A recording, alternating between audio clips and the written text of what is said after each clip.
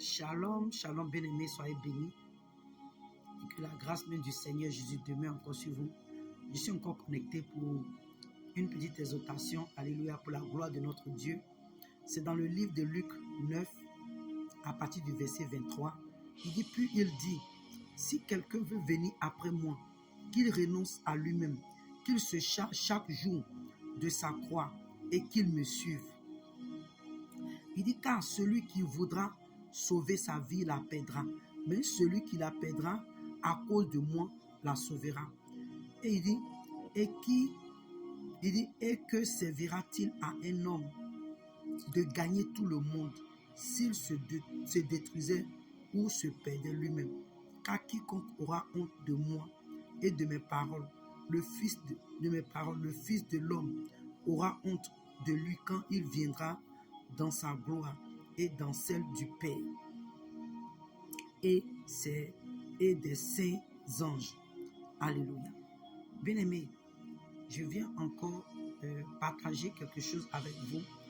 Ici, le Seigneur est en train de nous faire comprendre que si quelqu'un veut être chrétien, si quelqu'un veut s'identifier avec Christ, si quelqu'un veut une fois hériter le royaume des cieux, si quelqu'un aspire au royaume des cieux, si quelqu'un veut être enlevé le jour que le Seigneur Jésus viendra prendre l'église, si quelqu'un, une personne, veut être identifié comme un enfant de Dieu, comme un sauvé, comme un converti, comme un racheté, alléluia, comme quelqu'un qui est prêt à être enlevé avec le Seigneur, il dit, toi et moi bien-aimé, cette personne doit renoncer à lui-même.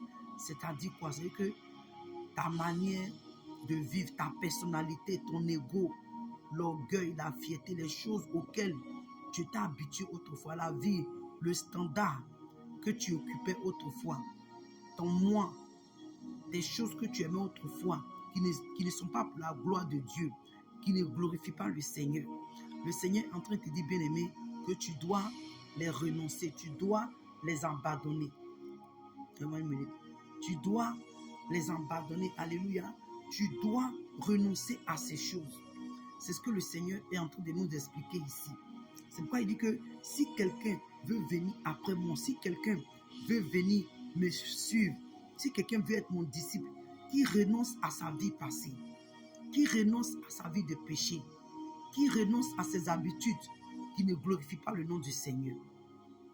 Vous voyez, mais il arrive un temps où beaucoup ça a été difficile pour nous, où c'est encore difficile pour beaucoup de personnes. Nous voulons servir Dieu, nous voulons nous identifier avec le Seigneur étant sur la voie large. Alléluia. Nous voulons servir le Seigneur, nous voulons nous identifier au Christ étant orgueilleux, étant rempli du péché. Mais bien aimé, ça ne peut pas marcher parce que le Seigneur dit que toi et moi, nous devons nous charger de notre croix chaque jour.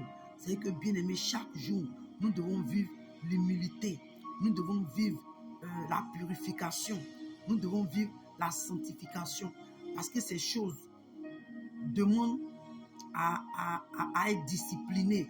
Bien aimé, ces choses demandent à renoncer à nos vices, aux désirs charnels, aux envies charnelles, aux désirs charnels, à la convoitise, aux choses du monde, bien aimé. Tu vois, alléluia, toi et moi, porter notre croix, c'est renoncer à la vie à laquelle autrefois nous prenions plaisir. Donc le Seigneur nous dit ici que toi et moi, bien-aimé, chaque jour nous devons porter notre croix. Bien-aimé, cette croix dont le Seigneur parle, c'est la croix, c'est-à-dire que ce n'est pas la petite croix que les gens portent aujourd'hui au cou.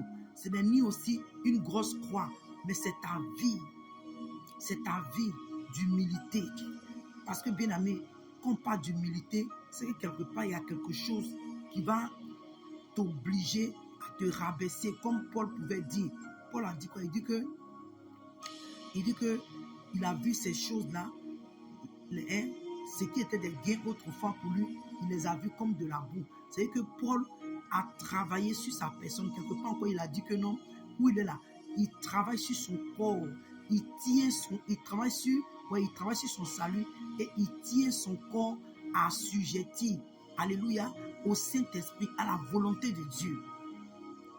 Donc, bien-aimé, pour toi et moi, porter notre croix chaque jour, bien-aimé, c'est quelque chose de difficile dans le sens où la Bible nous dit que toi et moi, nous devons passer sur le chemin qui est étroit et resserré. Le chemin qui est étroit et resserré, bien-aimé, il y a des pleurs, il y a la souffrance, il y a l'humiliation, il y a le rejet.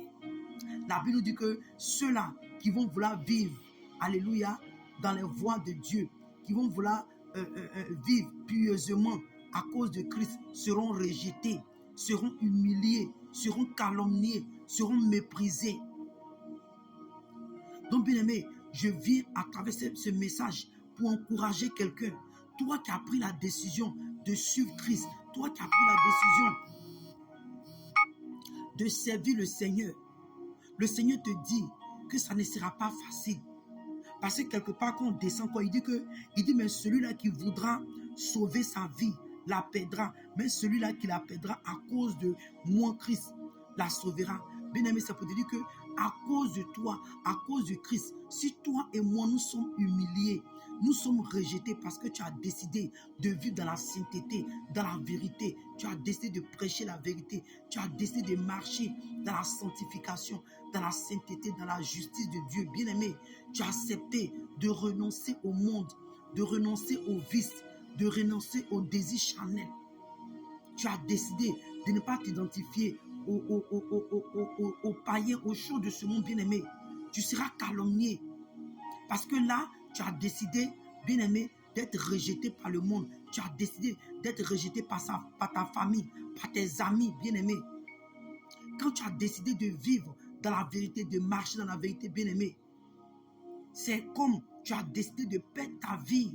Et à cause du fait que tu perds cette vie, même si physiquement, tu devais être tué, bien-aimé, à cause du Seigneur, il dit que tu vivras parce que, bien-aimé, quand tu as marché dans les voies de Dieu et que même il est arrivé que tu as été tué à cause du Seigneur, quand le Seigneur viendra chercher l'église, tu vas ressusciter. Et non seulement quand tu meurs, bien-aimé, dans le Seigneur, ton âme va automatiquement dans le royaume des cieux. Donc, bien-aimé, nous avons beaucoup à gagner dans le Seigneur. J'encourage quelqu'un, alléluia, à travers cette exhortation pour te dire, bien-aimé, sois encouragé parce que le Seigneur nous dit que quiconque aura honte de lui, le Seigneur aura honte aussi de lui. Il dit que, quelque part, il dit que à quoi ça va te servir de gagner le monde?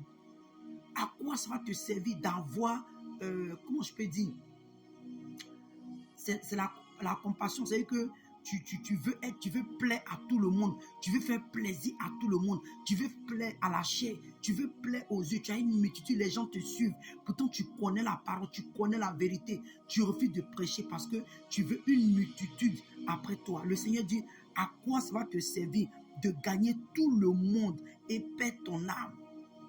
Quelque part, il dit que à quoi ça va te servir, bien-aimé, de gagner le monde? C'est-à-dire que la richesse, la gloire de ce monde, les gens parleront de toi. Oh, tu es le grand prophète, tu es la grande prophétesse, tu es la grande servante de Dieu. Tu prêches bien, tu opères les dons. Les gens vont t'applaudir, les gens vont te célébrer. Mais entre-temps, tu n'es pas dans les voies de Dieu. Le Seigneur dit, à quoi ça va te servir? Quand tu vas mourir, à quoi vont te servir ces choses, cette gloire éphémère que tu as eue? Bien-aimé, je viens à travers cette parole pour dire à quelqu'un, bien-aimé, relève-toi. Relève-toi. C'est vrai que ce n'est pas facile, mais sois forte. Parce que tout ce que tu es en train de perdre pour le Seigneur, bien-aimé, tu vas le récupérer plus tard. Tout ce que cette humiliation, le rejet, le mépris, les railleries, les calomnies, les injures, les gens te traitent de tout à cause de ce que tu as décidé de servir le Seigneur, de suivre la vérité, de marcher dans la vérité, bien-aimé. À la fin des temps, ta récompense sera grande. Ta récompense sera grande. Ne regarde pas ce que les gens diront de toi, mais regarde plutôt ce que tu vas gagner dans le Seigneur. Et c'est le royaume des cieux, bien-aimé. Tu es un prince, tu es une princesse, car ton royaume n'est pas de ce monde, mais il est dans le ciel avec le Seigneur. Sois béni.